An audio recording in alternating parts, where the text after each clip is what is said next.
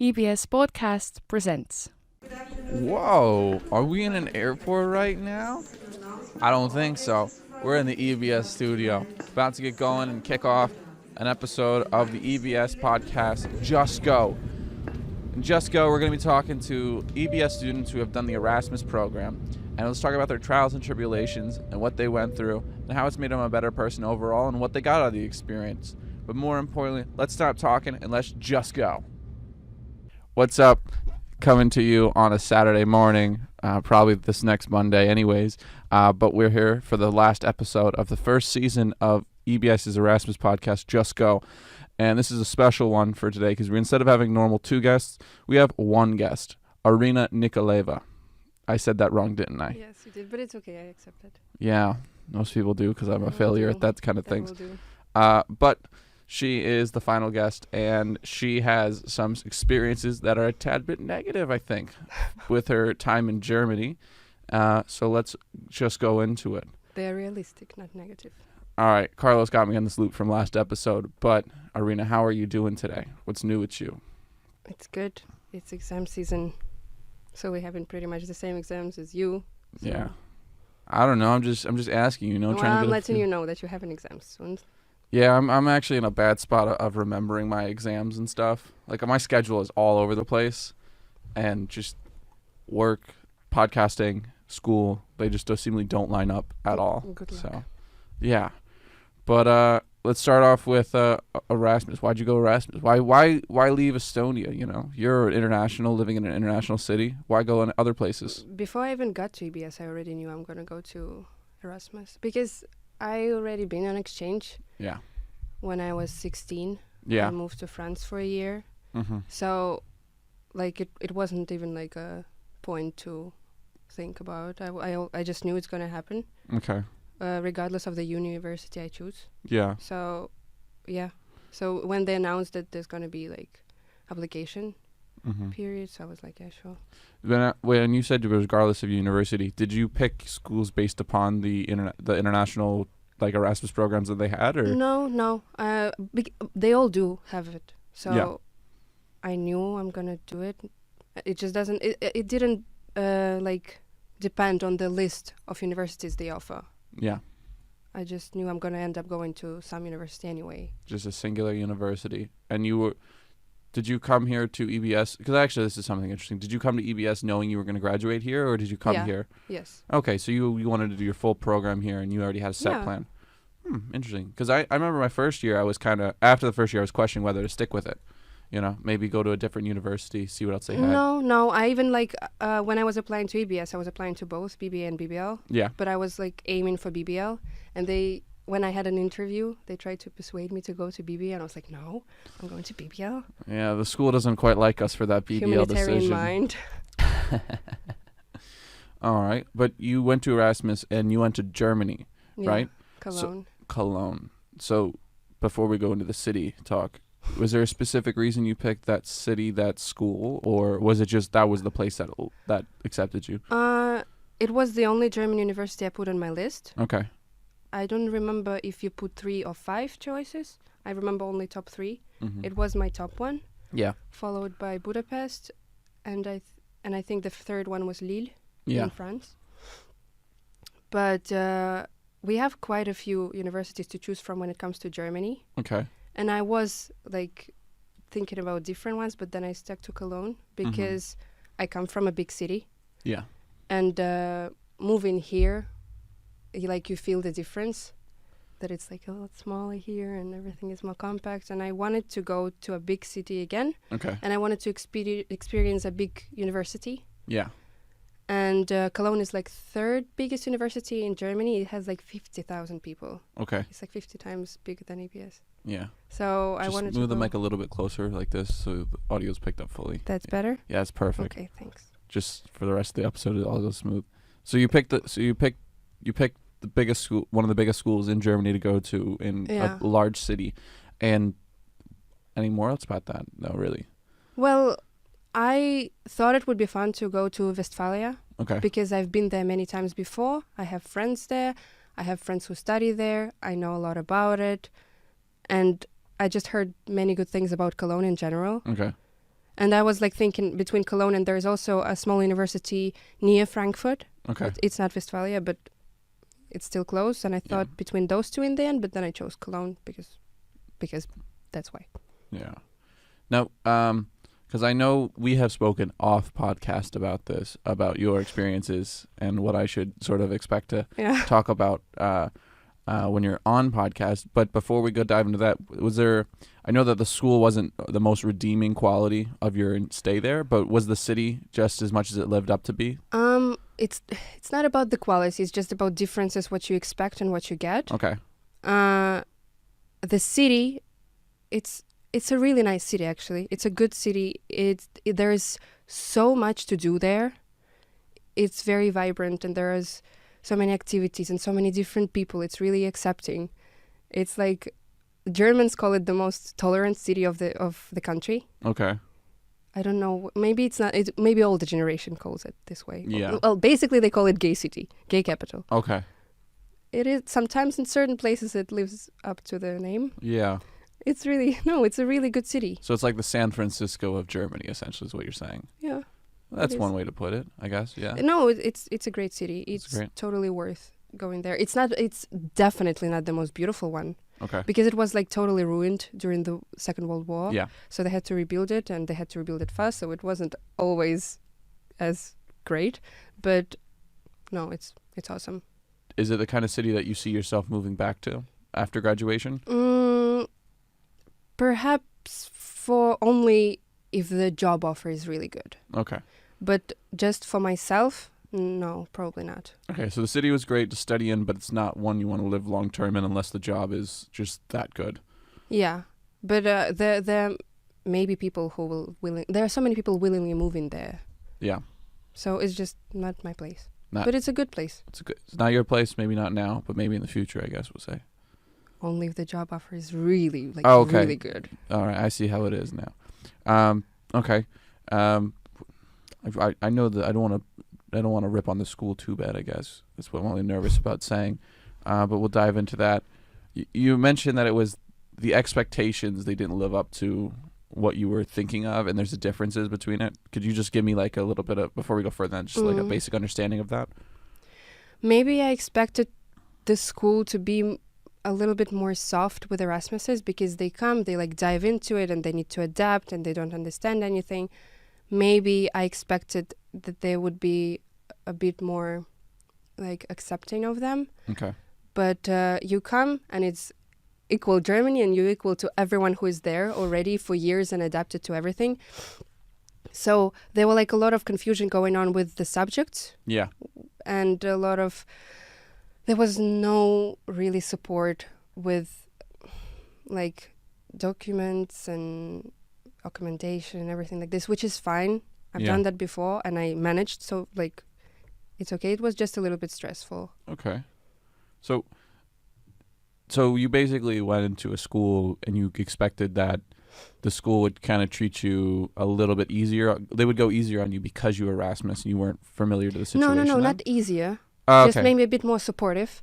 But I also understand, because it's 50,000 people plus like, I don't know, couple hundreds Erasmuses. Yeah. Probably more. I don't even know how many actually. You can't help every single person. Yeah. So it's normal. It's just a little stressful. But it's like every Erasmus is stressful, and you like willingly sign up for it. Yeah. Was there a good Erasmus support center there for you? Like a good support network between other Erasmus students and... There was a WhatsApp chat. That was it? There is like some Facebook group. I don't even know if it's like official. Okay. Probably it's just like a WhatsApp chat. But no, like people can ask questions and then other Erasmuses answer, and like, but there was not like solid thing. I mean, there was international office. Yeah. But half of the emails, they answer like, oh, we're not able to provide support in this question. Okay. Now, I know that the school, like EBS, has, I guess their Erasmus program is very solid, and I never really see people complain from it or have these kind of issues. And I know you also work closely with the Erasmus as well. International club? Yeah. Yeah, I'm an international club. And you're also friends with a ton of Erasmus students. Well, I'm buddying. So I'm a buddy for many students. We have a buddy program really well in place. Not even like all universities in Estonia have it that well. Okay. So I was provided with some kind of contact Yeah. in Cologne. He actually had like a Russian name and surname, which was funny to me because there are a lot of Russian speakers in Westphalia. But yeah, I've never met him. So You never met your buddy. Mm-mm. That's because it was just too big, or he just didn't show up. I don't know.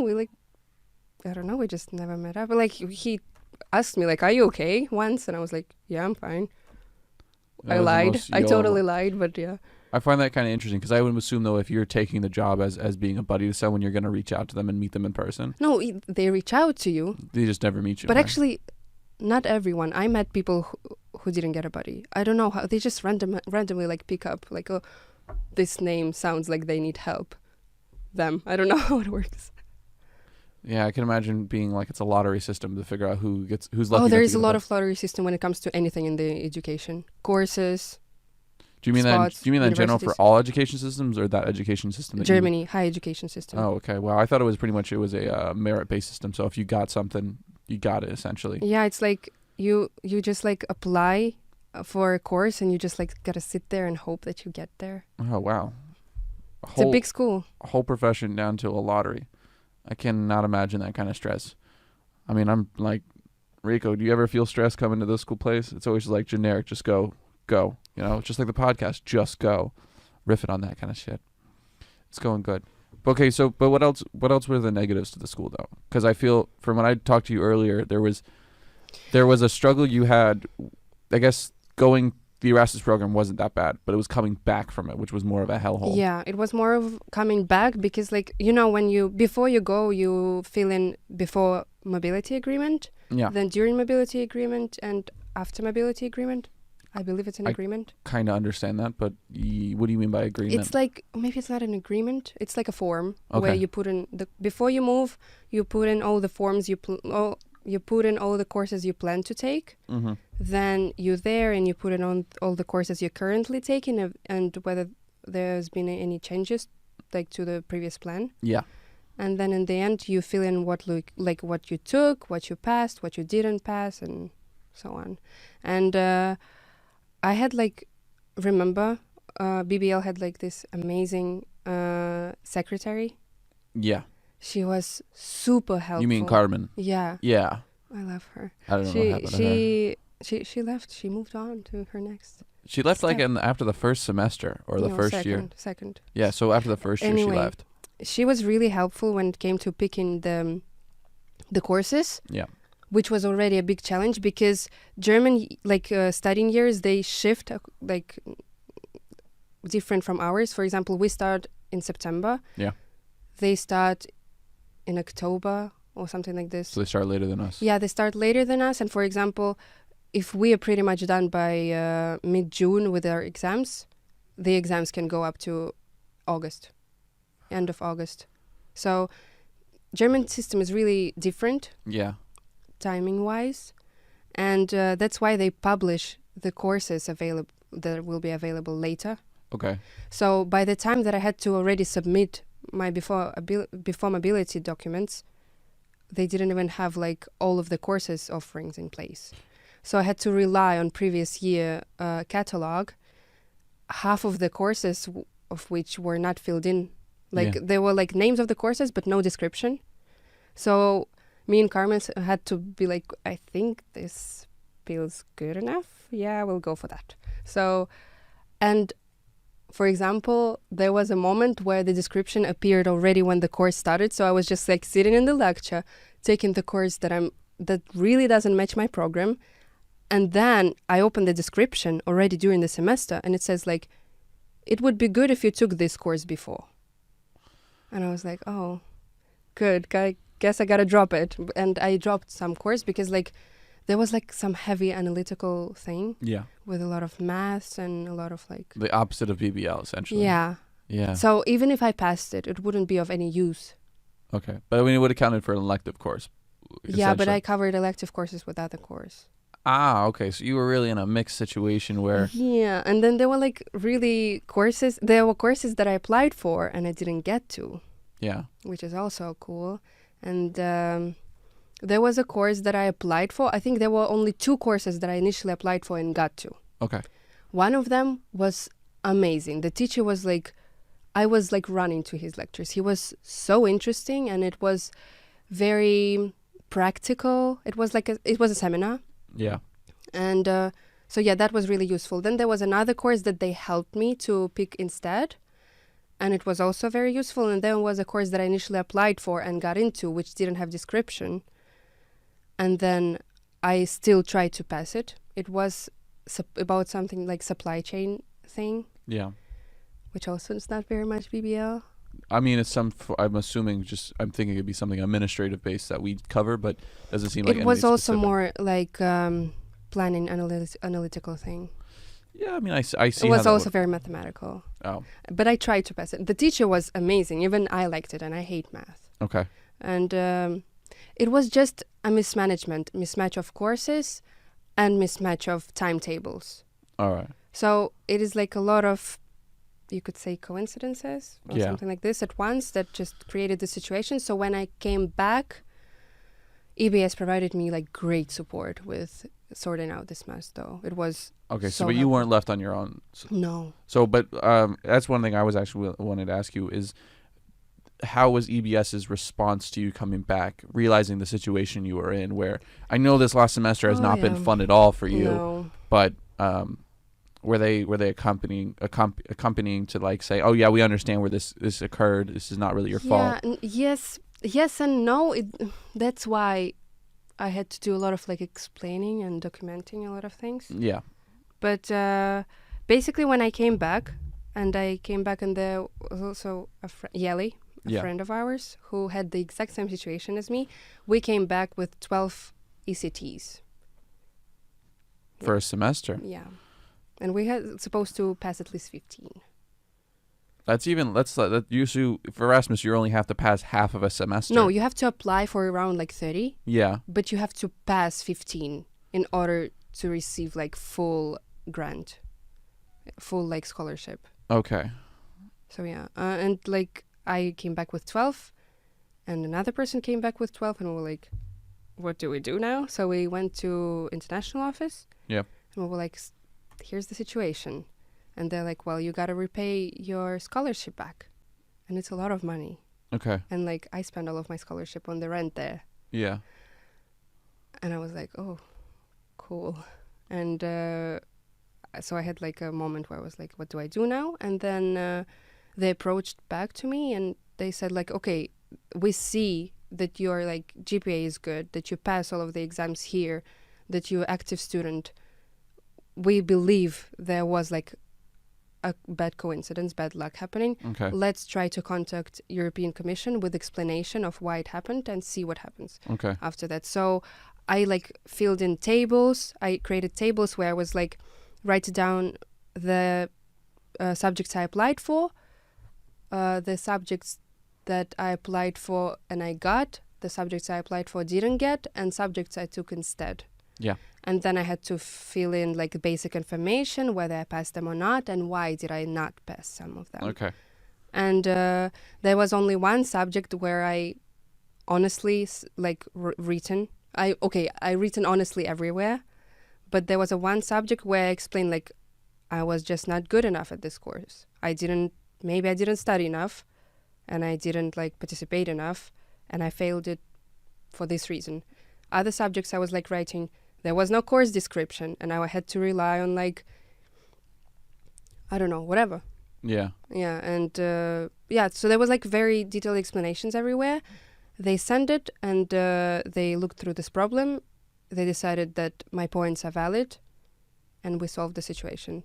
Okay, so the European Commission grant was very accepting and understanding of the situation, yes. And you didn't feel like you were left out, in the cold, and there's just a cash. No, maybe, but it's for sure due to EBS that I didn't feel left out, because they were so supportive when it came to coming back. Well, that's good to hear. Yeah. I mean, it's good to hear that at the end of your Erasmus semester you had a redeeming moment to you. For most people I've talked to, I always get the feeling that their Erasmus program is like gone without a hitch, maybe a couple little buckets of issues here and there. It seemed like you're the only one who had like a massive... Maybe I'm just like a very negative person. I don't know. I think you got the kind of unlucky luck. You know what I mean? It's okay. I mean, yeah, maybe. But it happens. It's life, essentially. But do you think that is inherently better for you, that you've experienced Yes. this? I talked about it many times, how actually it's so good that it happened, because I know now that I'm not going to get masters there or anywhere in like similar kind of institution. Yeah. And it's for the best. I know I'm like, I don't know, a fairy of German documentation now. Oh, so you mean they're going to write legislation about you, is what you're saying? I'm just like so understanding of all the system that comes with like bureaucracy and everything. So, I mean, like after, you graduate from EBS, you can go work in the office for the German department, I guess. I mean, if that will be the thing that takes me away from jail, I will do that. But otherwise, I will not do that. No, I'm not going to do that. Oh, okay. I thought you were literally in legal troubles, and I was like, no, they're like, should you're we either talk going about to this? jail or working for German bureaucracy, then I'll choose German bureaucracy. Fair enough. But okay, but let's enough negatives though. What was your favorite part about the university, the school itself? I actually did like that it was so big. You did? Yeah, it was like this normal university life, the life that all of my friends back in Moscow live. Okay. Because like in Moscow we have big universities, and that's what they tell me about. So when I was like getting into it, and I was like, oh, okay, that's how it feels. That's cool. It was like a little annoying to walk from one class to another. Sometimes it took like 15 minutes or something like this, and the break was like 10, and I was like, Yeah. But in general, the campus was really nice. Okay. I could see that a lot of local students do so many activities. There are so many clubs. There are so many like events they organize. Okay. It's just like a very lively place. Yeah. And what's talking about only the school, right? I'm talking about anything about this place. The teachers. Teachers. Yeah. They were like they were so professional. Okay. Not all of them, but like the teachers that, for example, that I didn't even understand their subjects, but they were so passionate about what they're telling. That was amazing to see. Okay.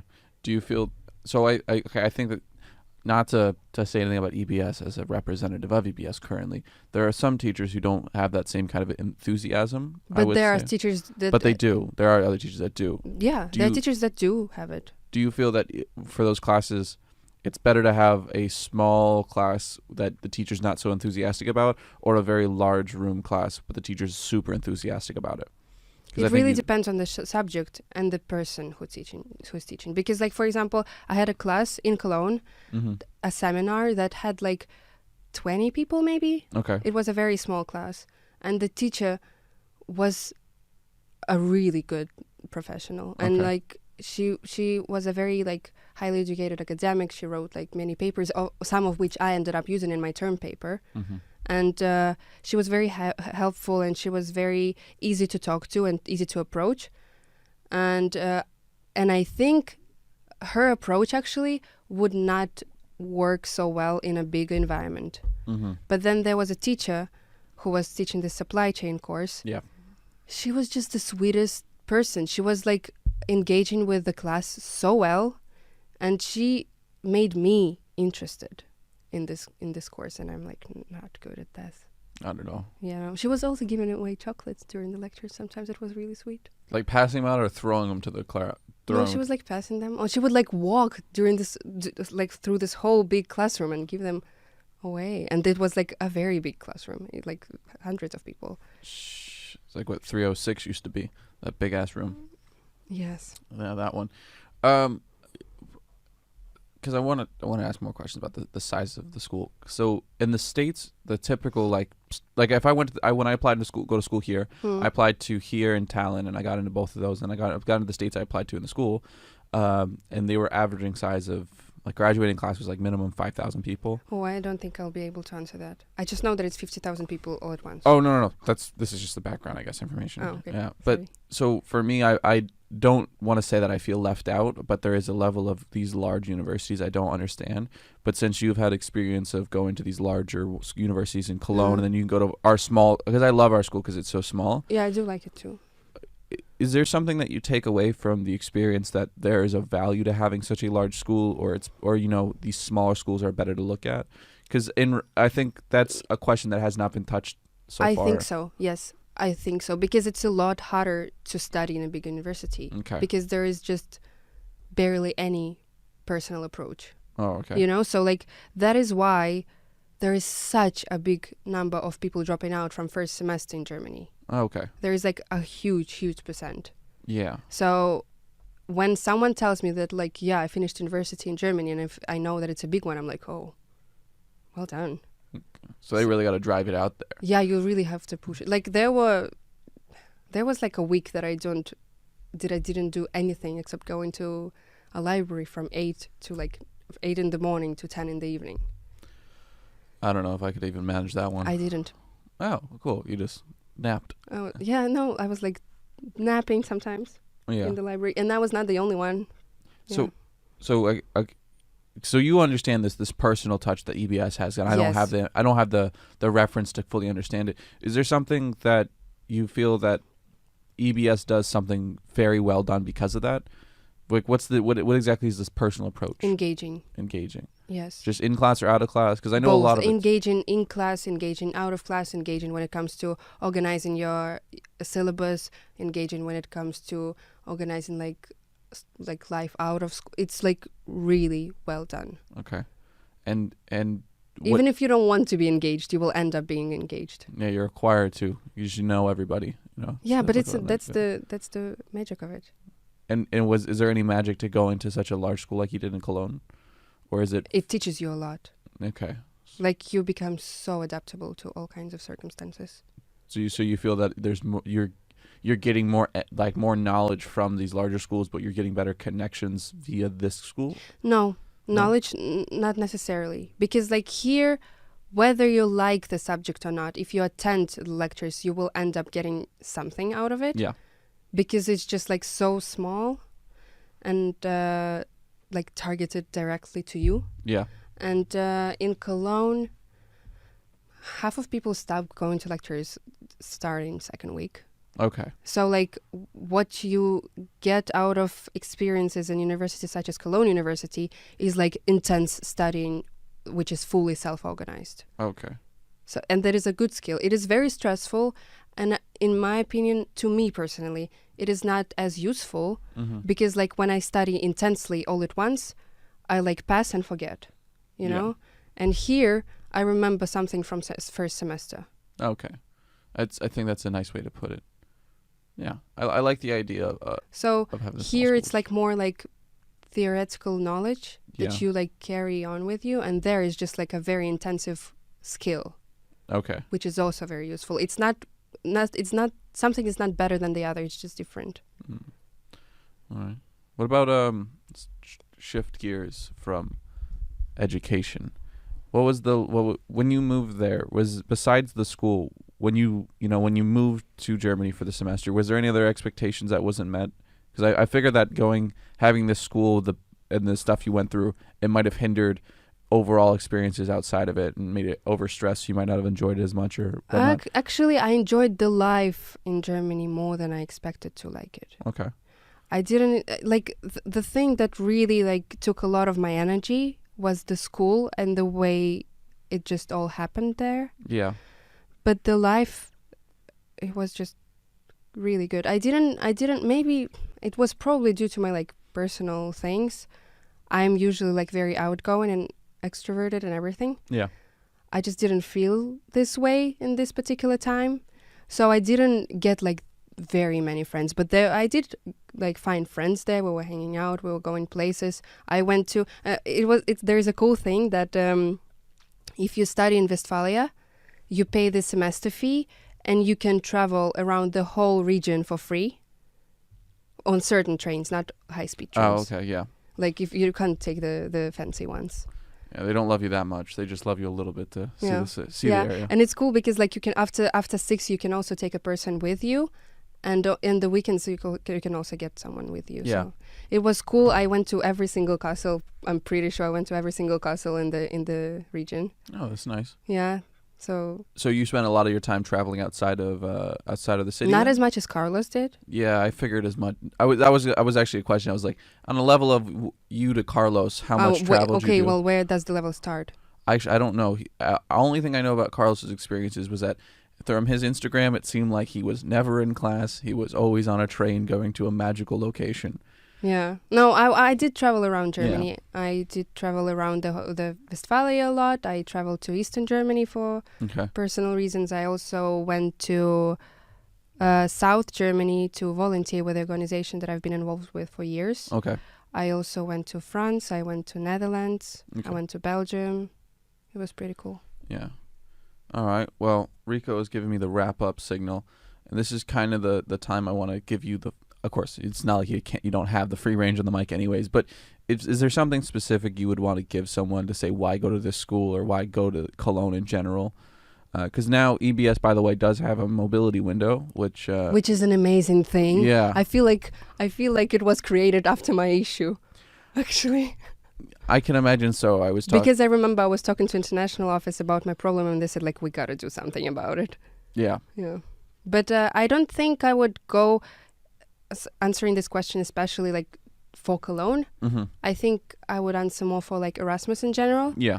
I think if you go for a semester, it would be wiser to go to a smaller university because there is a time that you spend on adapting.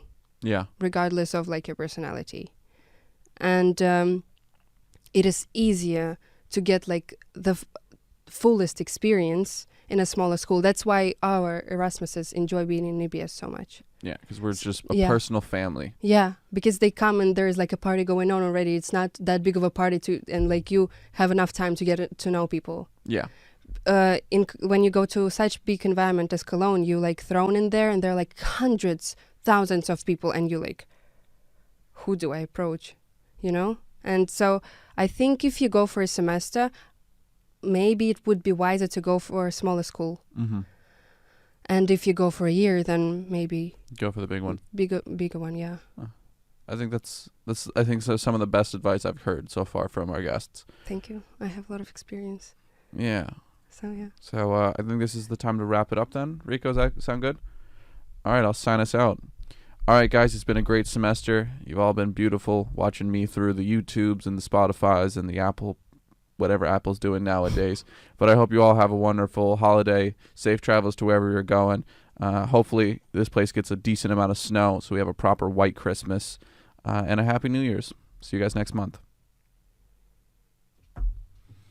I should have said next year. Should have said next year.